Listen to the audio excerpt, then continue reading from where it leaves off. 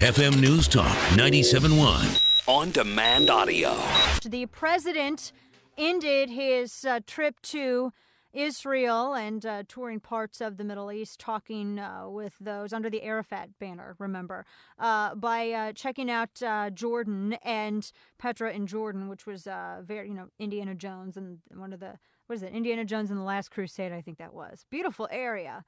But what is to make of his Israel trip? And, the White House was very demure in terms of what they expected to be accomplished. They really undersold it. And then we hear, of course, that Congress is releasing $500 million in aid to Palestine now. And now we have as well Israel firing rockets into Syria because the spillover is actually affecting their nation's security as well. For all of this and so much more, we go to Stephen Yates, who's a foreign policy expert, formerly advised VP Dick Cheney with the DC International Advisory online, DCI.org, DCIadvisory.org. Stephen, good afternoon to you.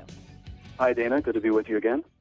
The president's Israel trip, how would you rate this? Is this successful? Was it just nothing but mere photo ops? I know he took quite a lot of heat from Palestinian leadership. They mocked the fact that his limo broke down, and they said, well, he's running on the wrong fuel. Of course, they were alluding to his relationship with Israel. What do you make of this trip? What came of this?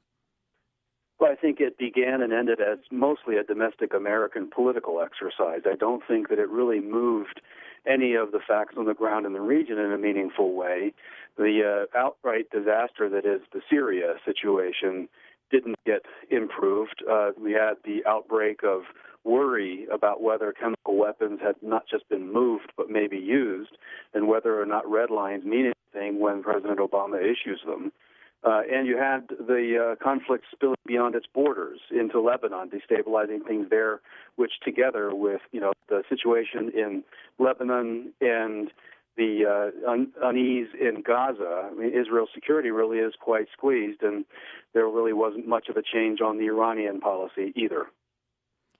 A lot of news agencies have been saying that he knocked it out of the park. In terms of our relationship, which of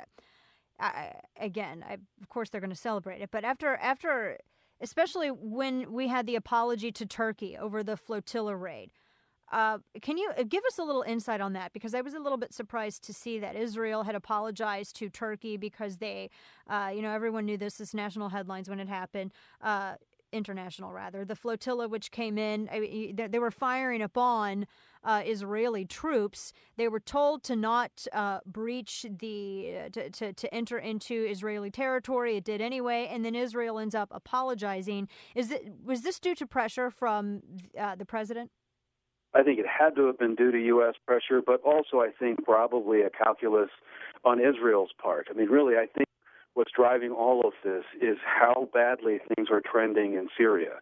And the one common ground area where Israel and Turkey have to come together on is having some plan in place to minimize Iran's ultimate influence in destabilizing Syria and trying to keep the flow of al-Qaeda foreign fighters from increasing and spilling over into those borders. Turkey initially was playing this political game with Israel prior to the outbreak of Arab Spring, prior to a lot of this added uncertainty. Now, with all the refugees in Turkey and Syria going so badly, I think they're actually more on the side of concern and maybe are ready to needle Israel just a little less. And I think Israel just said, well, we can't rely on the Americans. We have no strategy, no resources, and so you have to find a way with the Turks to mitigate this threat. Wow. So that's because the United States proved to not be so great of a reliable ally. They're moving to Turkey. I don't see that, Stephen. I'm not very optimistic where it concerns Syria spilling over into Israel and they being drug into this conflict, which, you and I have discussed before. It's just a proxy for Iran. I'm not very optimistic. Correct. Am I just being a negative Nancy, or I don't see them getting out of this without conflict. I think this is a very, very bad situation, and it's gone on for a long time. It's very hard to be optimistic about any kind of outcome. The longer the conflict has gone on, the longer an Assad-like regime is going to last. And the only reason I put the word "like" in there is it's always possible that something will happen to Assad somewhere along the ways.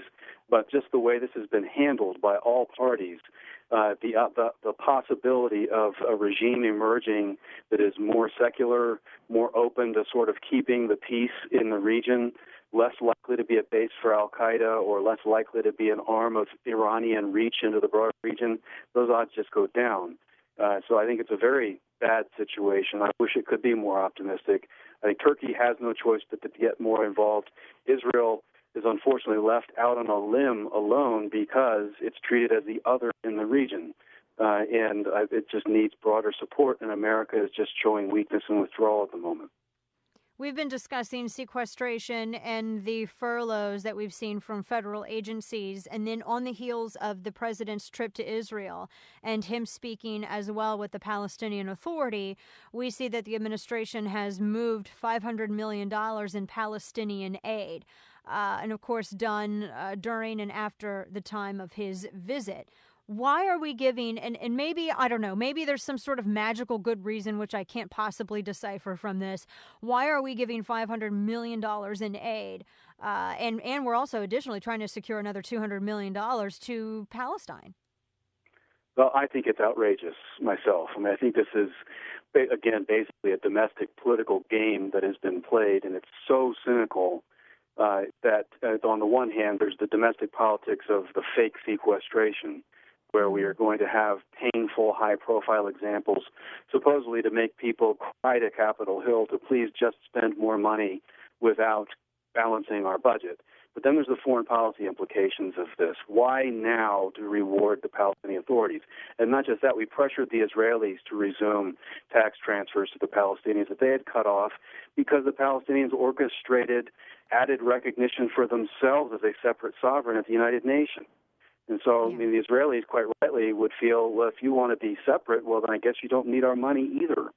We just have, I think, basically bleeding heart liberalism on an international scale. It's, oh, no, we have to sort of pay to buy peace in this area because there's so much else that's unstable in the broader region. So it seems as though it seemed mostly to be photo ops. I don't think he really made any headway either with the Palestinian Authority or even really with Netanyahu and Shimon Peres as well with Israel, especially now since they're sort of going to Turkey for a little bit of assistance. What was the point of him, Stephen? Maybe I missed it, but what's the entire point of him going over there anyway? Just so he could say he finally went over there when he was in office? I think that was 90% of the reason. But we also have a lot of liberals who are championing this, as they are wont to do, as historic, unprecedented, that he gave a brave speech, that somehow the speech to a completely self-selected audience, completely controlled, adoring media coverage was somehow brave, something he wouldn't dare give in front of AIPAC here in the United States, in trying to sort of lecture the Israelis on how to negotiate with Palestinians. To me, I just found it all to be exceedingly cynical. I don't think it really moved the strategic or the political needle that much. But a lot of liberal bloggers and news outlets have been oohing and eyeing about this as a major, brave new policy. I just don't see it. Yeah, well, I don't either, and I really worry about their position as well, given everything going on with Syria. Stephen Yates, D.C. International Advisory, always a pleasure. Thank you for always bringing us this sometimes bad and unfortunate news. News. We have to pick a happy topic one day, yes. Well, I know. We're going to have some sort of celebratory happy topic at some point. Stephen, I always appreciate it. Thank you so much. Thank you, Dana. All right, take care.